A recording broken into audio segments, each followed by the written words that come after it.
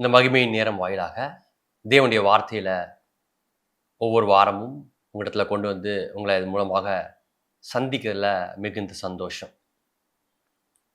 கடந்த காலத்தின் காரியங்கள், இந்த கடந்த காலத்தின் இழப்புகள் நம்முடைய வாழ்க்கையில புதிதான அற்புதங்களை, அதிசயங்களை, ஆசீர்வாதங்களை தேவனிடத்திலிருந்து பெற்றுக்கொள்ள முடியாம, இல்லை வாக்கு தத்தத்தையோ நம்முடைய சுதந்திரத்தையோ தேவன் கொடுக்கிற பிரகாரமாக, இல்லை தேவன் கொடுக்க விரும்புகிற காலகட்டத்திலேயே நம்ம பெற்றுக்கொள்ள முடியாமல் போகிறதுக்கான காரியங்களை குறித்து இந்த காலை வேளையில உங்களிடத்துல பேச விரும்புகிறேன்.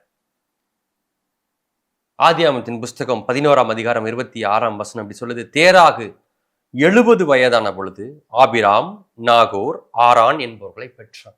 நம்ம எல்லாருக்கும் ஒரு காரியம் ரொம்ப நன்றா தெரியும். என்னன்னா, தேராகுவின் பிள்ளையா இருக்கிற ஆபிராம கல்தேரின் பட்டணத்துல வச்சு பிதாவாகிய தேவன், யெகோவா தேவன் அழைக்கிறார். எதற்கு அழைக்கிறார்? நான் சொல்லுகிற, நான் காட்டுகிற தேசத்திற்கு என்னை பின்பற்றி வா, எல்லாரையும் விட்டுட்டு வா, நீயும் மனைவியும் மட்டும் கிளம்பி வாங்க, நான் உங்களை ஆசீர்வதிக்கிறேன், பெரிய ஜாதியாய் மாற்றுகிறேன், உங்களை பெருக பண்ணுகிறேன், உயர்த்துகிறேன் அப்படின்னு சொல்லிட்டு ஆண்டவர் அழைக்கிறது தெரியும். எந்த தேசத்திற்கு அழைக்கிறார்? கானான் தேசத்தை நோக்கி அழைக்கிறார். நான் அதுக்கு முன்பாக நடந்த சில காரியங்களை, கடந்த காலத்தினுடைய வழிகள்னால, இழப்புனால தேவனுடைய ஆசீர்வாதத்தையும் சுதந்திரத்தையும், சுதந்திரமான தேசத்தையும் எப்படி இந்த குடும்பம், முழு குடும்பமும் இழந்து போனது, ஏன் ஆபிராமுக்கு மட்டும் அது வாய்க்கப்பட்டதா இருந்துச்சு அப்படின்ட்டு இந்த காலை வேளையில உங்களிடத்துல பேச விரும்புகிறேன்.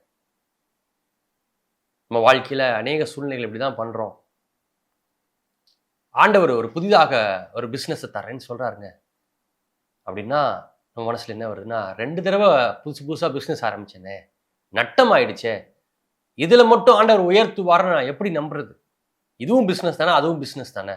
உயர்த்துறதா இருந்தா ஆண்டவர் அப்பொழுதே உயர்த்தியிருப்பாரே, அந்த இழப்புகளை ஏன் சந்திக்க வைக்க வேண்டும்?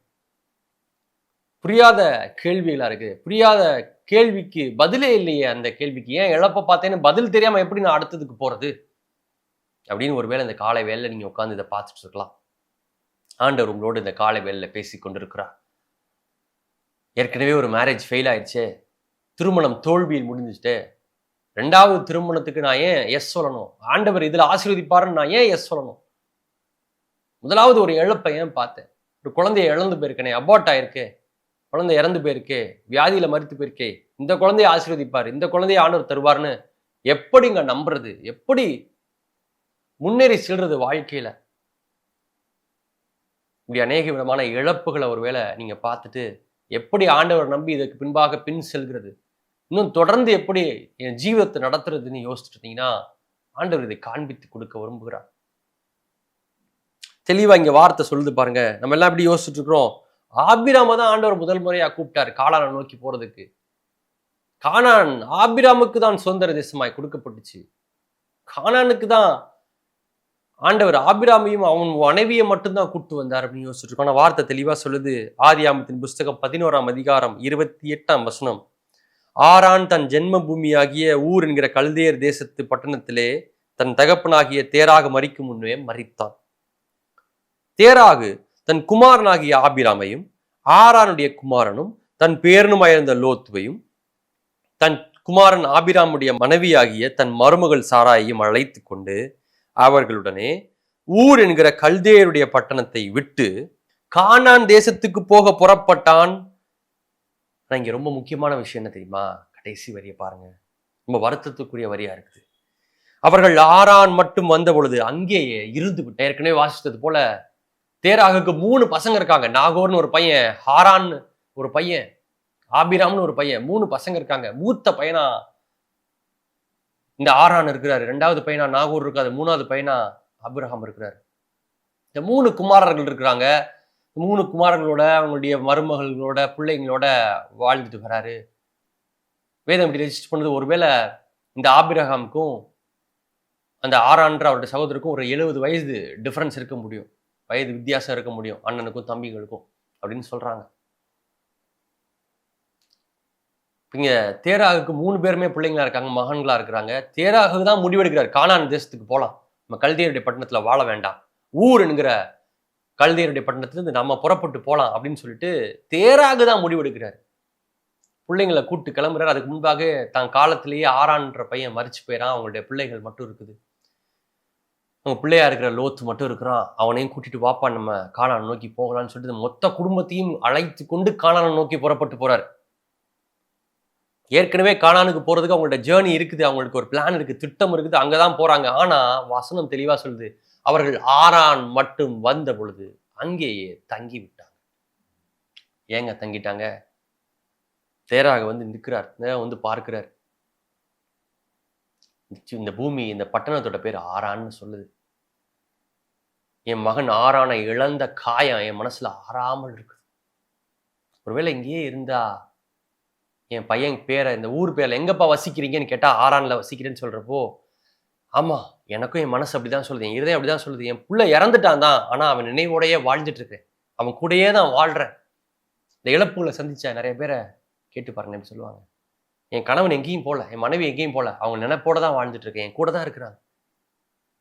என் பிள்ளை எங்கேயும் இறந்து போல, என் கூட தான் அந்த நினைப்போடயே தான் வாழ்ந்துட்டு இருக்கிறேன். நான் அதுக்கப்புறம் என் லைஃப்ல ப்ரொசீடே பண்ணல, அங்கிருந்து நான் என் வாழ்க்கையை முன்னேறி கொண்டு போகவே இல்லை, அதே இடத்துல தான் வாழ்ந்துட்டு இருக்கேன், அதே சிந்தையோட அதே நினைவுகளோட தான் வாழ்ந்துட்டு இருக்கிறேன். இங்க தேராவுக்கும் அப்படிப்பட்ட சூழ்நிலை. என் பையன், நான் என் காலத்திலேயே என் பையன் மறிக்கிறத பார்க்கறது மிகப்பெரிய துயரம். தமிழ் எப்படி சொல்லுவாங்க, புத்திர சோகம் தான் மிகப்பெரிய சோகம் அப்படின்வாங்க. அப்பா உயிரோட இருக்கிறப்போ, அம்மா உயிரோட இருக்கிறப்போ புள்ள இறக்கிறத பார்க்கறது மிகப்பெரிய சோகம். ஆமா, சோகமான விஷயமா, இழப்பா, பெரிய இழப்பா, மிகப்பெரிய இழப்பா. ஆமா, நான் தேராக தீர்மானம் பண்ணதை கைவிடுறான். இழப்பு, நீங்க சந்தித்த இழப்பு இல்லை, இந்த இழப்புகளை குறித்தான மெமரிஸ், ஞாபகம், வாக்குத்தத்தத்தின் தேசத்திற்கு, பாலும் தேனும் ஓடுகிற தேசத்திற்கு, சுதந்திரமான தேசத்திற்கு போகிறத தடை செய்கிறதா இருக்கு. ஆசீர்வாதத்திற்குள்ளாக நம்ம போக முடியாததுக்கு தடையாக இருக்குது, தடையா. ஒருவேளை தேராக இப்படி யோசிச்சிருக்கலாம், ஆரான்ல இருக்கணும்னு தான் கடவுளோட சித்தம் போல, உன் பிள்ளைய நினைச்சிட்டே வாழ்ந்து உன் வாழ்க்கையை முடிச்சுக்கோப்பா அப்படின்னு சொல்லிட்டு அப்படியே அங்க தங்குறான். ஆனா தேவன் கானானுக்கு போகணும்னு திட்டம் பண்ணிட்டாங்க. ஏதோ ஒரு இழப்பை பார்த்து மனசு உடைஞ்சு போய், மனம் முறிவடைஞ்சு போய் இங்கேயே தங்கிட்டாங்க. அவங்களுக்கு நான் உதவி செய்யணுன்ட்டு தான் நான் அப்படி யோசிக்கிறேன். ஆபிராம வந்து தேடி வந்தாருன்னு நினைக்கிறேன். இப்போ இந்த பட்டணத்தை விட்டுட்டு வாப்பா, ஆரான நீயாவது விட்டுட்டு வாப்பா, அவன் இழப்புகளை மறந்து நீயாவது கிளம்பி வாப்பா, அவன் உனக்கு வாக்கு தத்தம் கொடுக்குறேன், உனக்கு ஒரு உடன்படிக்கை செய்கிறேன், உன்னோடு உன்னை ஆசீர்வதிக்கிறேன்ப்பா, பெருக பண்ணுவேன்ப்பா, இழப்பை பார்த்து பயந்து நிற்காத. இன்னைக்கு காலையில, இந்த காலை வேளையில ஆண்டவர் தீர்க்க தரிசனம் அவங்களோட பேசி கொண்டு இருக்கிறார். உங்கள் இழப்புகளை பார்த்து தேங்கி ஒரு இடத்துல ஸ்டாக்னண்டா நிற்காதிருங்கள். ஆண்டவர் உங்களை கானானை நோக்கி அழைத்து கொண்டிருக்கிறார். இழப்பை பார்த்தது உண்மையா? தேவன் எங்க கூட இருந்தா எப்படிங்க இழப்பை பார்க்க முடியும்? கேள்வி நியாயமானதா? கேள்வி நியாயமானது. அதுக்கான பதில் என்ன? தேவன் உடன் வருகிறதுனால இழப்புகள் ஆசீர்வாதமாய் மாறும். இழப்புகளுக்கு பதிலாக இரட்டத்தனையாக பல மடங்கான பதில்களை ஆண்டவர் செய்தே தீர்வார். ஆனா அந்த திட்டங்களுக்குள்ளாக காலடி எடுத்து வைக்கிறதுக்கு கானானுக்கு போக வேண்டிய பயணத்தை துவங்க வேண்டியது அவசியம். கானானை கொடுக்கிறது கர்த்தருடைய பங்கு, கானானை கொடுக்கிறது கர்த்தருடைய வேலை. வாக்கு தத்துவத்தையும் சுதந்திரத்தையும் ஆசீர்வாதத்தையும் கொடுக்கிறது கர்த்தருடைய பொறுப்பு.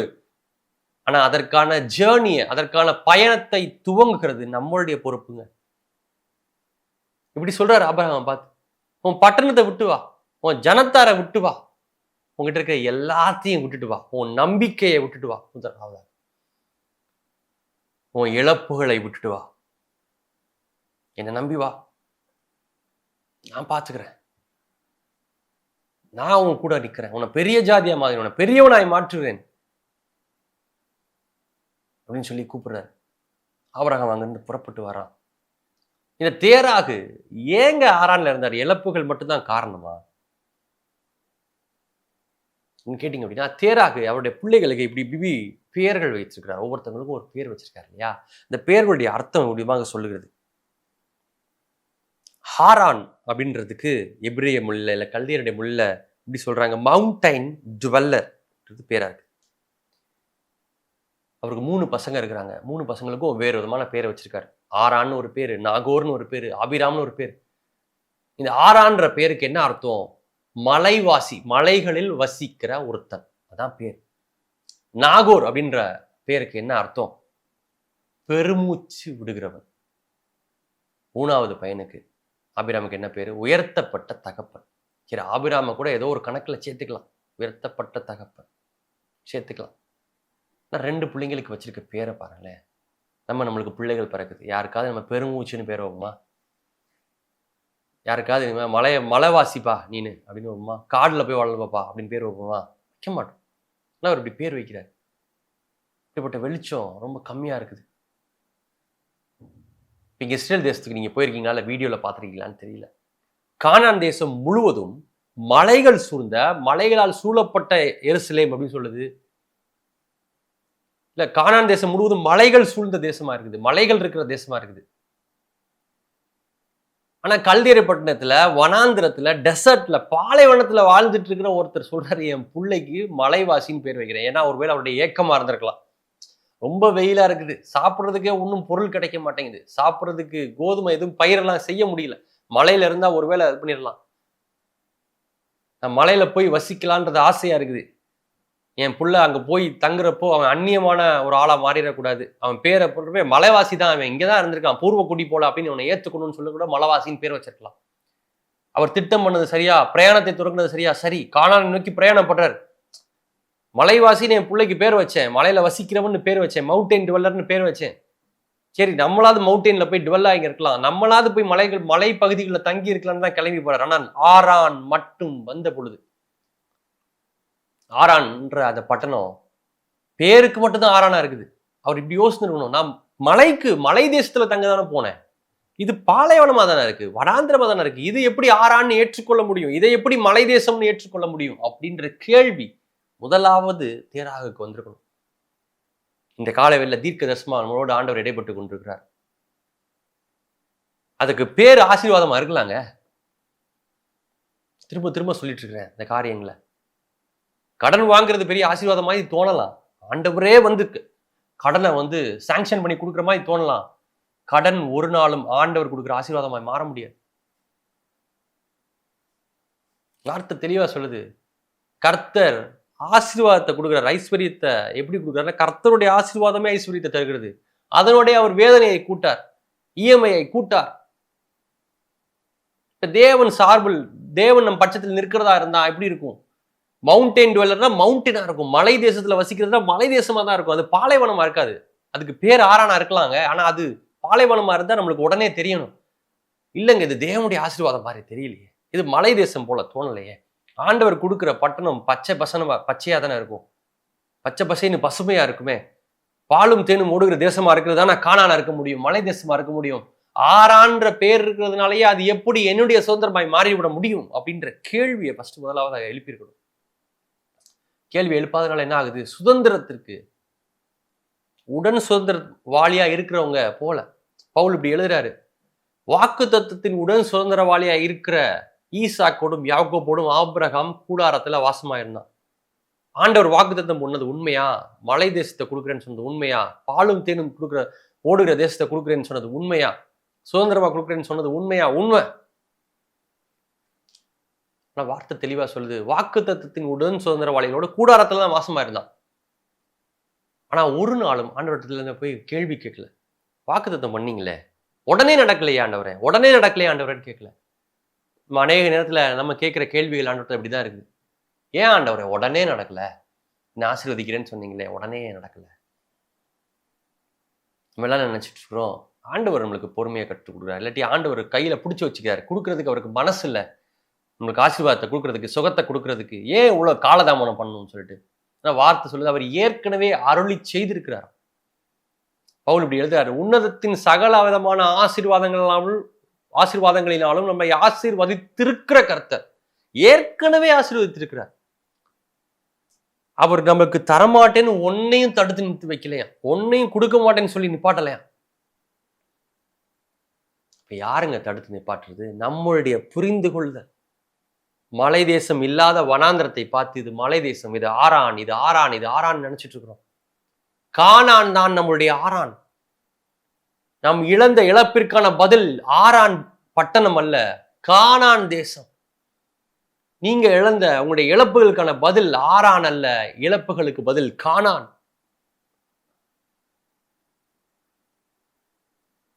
இழப்புகளை பார்த்து துவண்டு போய் நிற்க கூடாதுங்க. இழப்புகள் மேல ஏறி நின்று அதை பார்த்து இப்படி சொல்லணும். வார்த்தை இப்படி சொல்லுது, தீர்க்கதரிசியை பார்த்து உலர்ந்த எலும்புகள் உள்ள பள்ளத்தாக்கின் மேல தேவனுடைய வார்த்தையை பேசு. செத்த சரீரம் இல்லையா? ஒருவேளை எலியா தீர்க்கதரிசி போல ஒரு தீர்க்கதரிசியா இருந்தா செத்த சரீரத்தின் மேல தேவனுடைய ஜீவனை பேசி அவனை உயிர் தெளிப்பித்திருக்கலாம். இப்படி சொல்லுது, செத்து சபம் மாறி போயிடுச்சு. இயேசு கிறிஸ்து போல செத்த உடலுக்கு ஜீவனை பேசல, இங்க ரொம்ப வருஷங்களுக்கு முன்பதாக இறந்து போயிடுச்சு. எலும்புகளே உலர்ந்து போயிருக்கு. பள்ளத்தாக்கு நிறைய எலும்புகள் உலர்ந்து கிடக்குது. எப்ப மரித்ததுன்னே தெரியல, எத்தனை வருஷத்துக்கு முன்னாடி நடந்துச்சுன்னே தெரியல. ஆனா வார்த்தை உண்டாகுது, ஜீவனை பேசு, அவைகள் எழும்பி சேனையாய் உன் முன்பாக நிற்கும் அப்படின்னு ஆண்டவர் சொன்னா, வாக்கு தத்தத்தின் சுதந்திரவாளிகளாக இருக்கிற நம்ம என்ன பார்க்கணும்னா, கானானை நோக்கி மட்டும்தான் கண் இருக்கணும். இழப்புகளை நோக்கி பின்பாக பார்க்க கூடாது. லோத்துடைய மனைவி நம்ம எல்லாருக்கும் அருமையான உதாரணம் பாருங்க. மலைக்கு போன ஆண்டவர் சொன்னா, மலைக்கு போகிற பலத்தை தருவது கர்த்தருடைய பொறுப்பு. லோத்து இப்படி ஆர்கியூ பண்றான் தூதர்கள்ட்ட, என்னால ஓடி போக முடியாதுங்க, என்னால மலையில ஏற முடியாதுங்க, எனக்கு பலன் இல்லைங்க. வாக்கு தத்தம் தேராகுக்கு உண்டானதே மலை தேசத்துக்கு போவீங்கன்னு தான். மலை தேசத்துக்கு போகிறதுக்கு பலன் இல்லாத இருந்தால் மலை தேசத்துக்கு போகிறதுக்கு ஆண்டவர் உங்களை அழைத்து கொண்டு வந்திருக்கவே மாட்டார். கானானுக்கு அழைத்து கொண்டு வந்திருப்பாரானால் கானானை ஏறுகிறதற்கும் பலன் தருவார். கிதியோன் ஒரு அருமையான உதாரணம் பாருங்க. 40 வயசு இருக்கிறப்போ ஆண்டவர் சொன்னார், எனக்கு சுதந்திரமா மலை தேசத்தை கொடுக்குறேன்னு சொல்லிட்டு. இப்ப 40 வருஷம் கடந்துருச்சு, 80 வயசு ஆயிடுச்சு. யோசுவா, நீங்க பயப்படாதீங்க, 40 வயசுல என்கிட்ட என்ன பலன் இருந்துச்சோ 80 வயசுல என்கிட்ட அதே பலன் இருக்கு. இப்ப கொடுங்க, இப்ப கொடுத்தா கூட போய் எடுத்துப்பேன் நான்.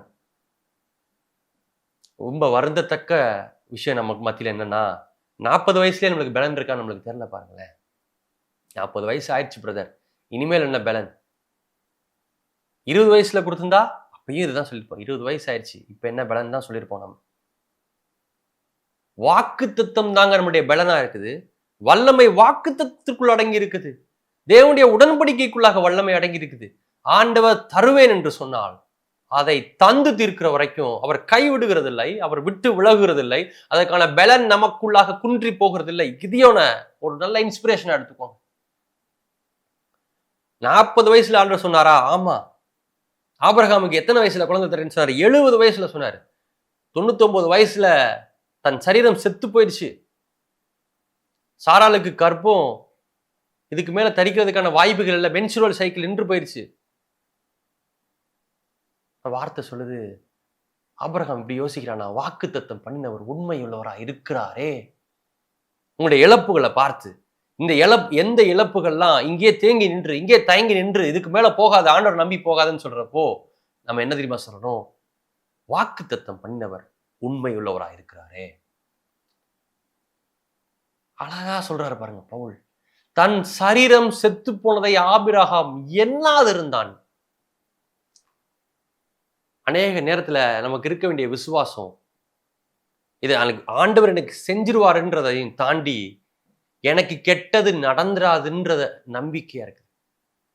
எனக்கு கெட்டது நடக்க முடியும்னு நீங்க நம்பவே கூடாது, யோசிக்கவே கூடாதுங்க. நம்ம எனக்கு வியாதி வரும்னு யோசிக்கவே கூடாது.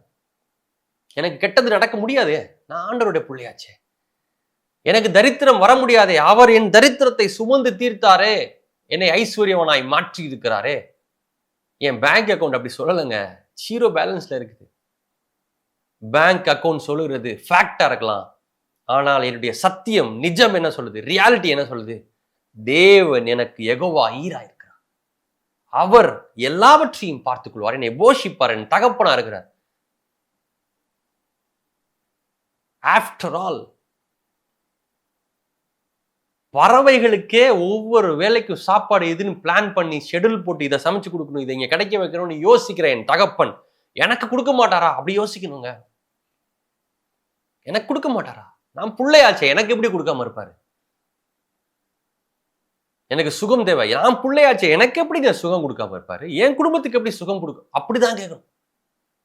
ஆபிரகாம் அப்படிதான் கேட்கிறான், எனக்கு எப்படிங்க தராம இருப்பாரு? எங்க அப்பா மாதிரி இழப்ப பார்த்துட்டு உட்கார போறது இல்லை. பாலைவனத்தை பார்த்து மலை தேசம்னு நான் சொல்ல போறது இல்ல. மலை தேசத்தை பார்த்து தான் மலை தேசம்னு சொல்லுவேன். உன்னதத்தை பார்த்து தான் உன்னதம்னு சொல்லுவேன். இவரை நம்பலாம். இவர் நம்பிக்கைக்கு பாத்திரர், நம்பத்தக்கவருங்க. அவர் உண்மை உள்ளவர். சங்கீதத்துல அநேக இடத்துல கர்த்தர் நல்லவர், கர்த்தர் நல்லவர், கர்த்தர் நல்லவர்னு போட்டிருக்கோம், பாடியிருக்கோம். அவர் கிருபை என்றும் இப்படிலாம் பாடியிருக்கோம். ஆனா எனக்கு ரொம்ப பிடிச்ச வசனம் ஒரு இடத்துல இப்படி போட்டிருக்குது, கர்த்தர் நல்லவரும் உத்தமருமா இருக்கிறார். You can trust him, he is faithful. ஒரு டிரான்ஸ்லேஷன்ல இப்படி சொல்லுது, ஆண்டவர் நிறைய காரியங்களை செய்யறாரு, அற்புதங்களை செய்யறாரு, அடையாளங்களை செய்யறாரு. ஆனா அதுக்கெல்லாம் அவர் ஃபேமஸ் இல்லை. அவர் எதுக்கு தெரியுமா ரொம்ப ஃபேமஸ்? அவர் ஃபெய்த்ஃபுல்லா இருக்கிறதுல ரொம்ப ஃபேமஸா, உண்மையுள்ளவராக இருக்கிறதுல ரொம்ப பிரபலமானவர்.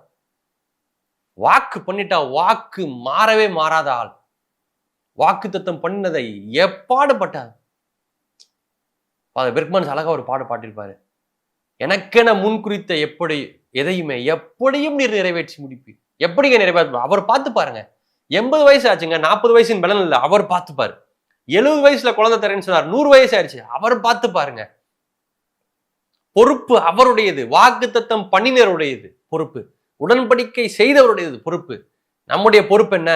அவரை கண்மூடித்தனமாக நம்பி கர்த்தரை பின்பற்றி வரப்போகிறேன். என் இழப்புகள் எதுவா இருந்தாலும் பரவாயில்ல, என்னுடைய ஏமாற்றங்கள் எதுவா இருந்தாலும் பரவாயில்ல, மறுபடியும் நம்புகிறதுக்கு அவர் பாத்திரர், மறுபடியும் அவரை விசுவாசிக்கிறதுக்கு அவர் பாத்திரர்.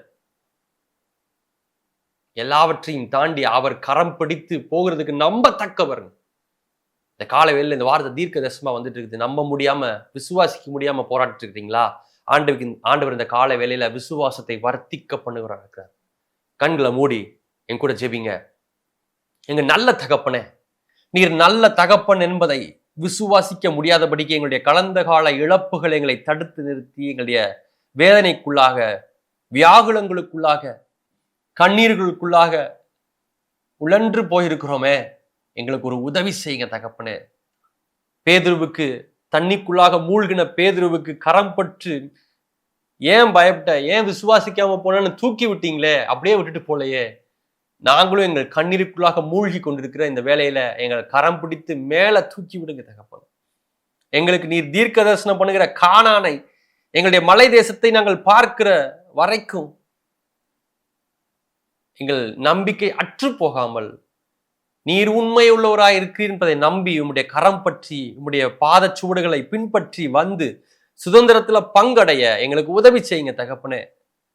பவுல் எழுதுகிறது போல, இவர்களெல்லாம் வாக்கு தத்தத்தில் இல்லை, இவர்களெல்லாம் விசுவாசத்தில் நற்சாட்சி பெற்றும் வாக்கு தத்தம் பண்ணதை அடையாமற் போனார்கள்ன்ற வார்த்தைக்கு முன்னுதாரணமா நாங்க மாறிடக்கூடாது ஆண்டவரே. நாங்கள் விசுவாசத்தில் நற்சாட்சியும் படணும், வாக்கு தத்தம் பண்ணப்பட்டதை பெற்றும் கொள்ளணும் ஆண்டவரே, சுதந்திரித்தும் கொள்ளணும் ஆண்டவரே. அதுக்கு எங்களுக்கு உதவி செய்யுங்க இந்த கால வேளையில. எங்க விசுவாசத்தை வர்த்திக்கப்படுங்க. உங்களுடைய நாமத்துல ஜெபிக்கிறோம் எங்கள் நல்ல பிதாவே, ஆமென். கிறிஸ்து இயேசுவின் நாமத்தினாலே உங்களை வாழ்த்துகிறேன். பாஸ்டருடைய மெசேஜ் ஆசீர்வாதமாக இருந்திருக்குங்கிறதை நான் விசுவாசிக்கிறேன். உங்களுடைய ஆராதனையில நீங்கள் பங்கு கொள்ள விரும்பினால் பெருங்குடியில் இருக்கிற பாரத் தாஸ் மெட்ரிகுலேஷன் ஸ்கூலில் ஞாயிறு தோறும் மாலை 6 மணிக்கு எங்களுடைய ஆராதனை நடைபெறுகிறது. கலந்து கொள்ளுங்க. நீங்கள் சென்னையில் இல்லை, வெளியூரில் இருக்கிறீங்கிற பட்சத்தில் எங்களோட ஆராதனையில் பங்கு கொள்ள விரும்பினால் சனிக்கிழமை தோறும் காலை 5:30 மணி முதல் 6:30 மணி வரை ஆன்லைன் ஆராதனை நாங்கள் நடத்துகிறோம். அதில் நீங்கள் பங்கு பெறலாம். அதற்கான டீட்டெயில்ஸ்க்கு திரையிலே தெரிகிற தொலைபேசி எண்ணுக்கு நீங்கள் அழைத்து டீட்டெயில்ஸ், லிங்கையும் பாஸ்வேர்டையும் எங்ககிட்டேருந்து பெற்றுக்கொள்ளுங்கள். ஜாயின் பண்ணுங்கள், உங்களுக்கு ஆசீர்வாதமாக இருக்கும். எங்களுடைய ஊழியத்தை தாங்க விரும்பினால் அதே தொலைபேசி எண்ணுக்கு தொடர்பு கொண்டு அதுக்கான டீட்டெயில்ஸை பெற்றுக்கொள்ளலாம். God bless you. House of Glory church, மகிமையின் வீடு, திருச்சபை. எங்களுடைய திருச்சபையின் ஆராதனை நேரம் ஞாயிறு மாலை 6 மணி முதல் 8 மணி வரை. எங்களுடைய விலாசம் Bharat Das matriculation higher secondary school, Perungudi, OMR road, near world trade centre, 600096. உங்கள் ஜெப உதவிக்கு எங்களுடைய இமெயில் விலாசம் christcafterministries@gmail.com. மொபைல் எண்கள் 8056057849 மற்றும் 812464 251313.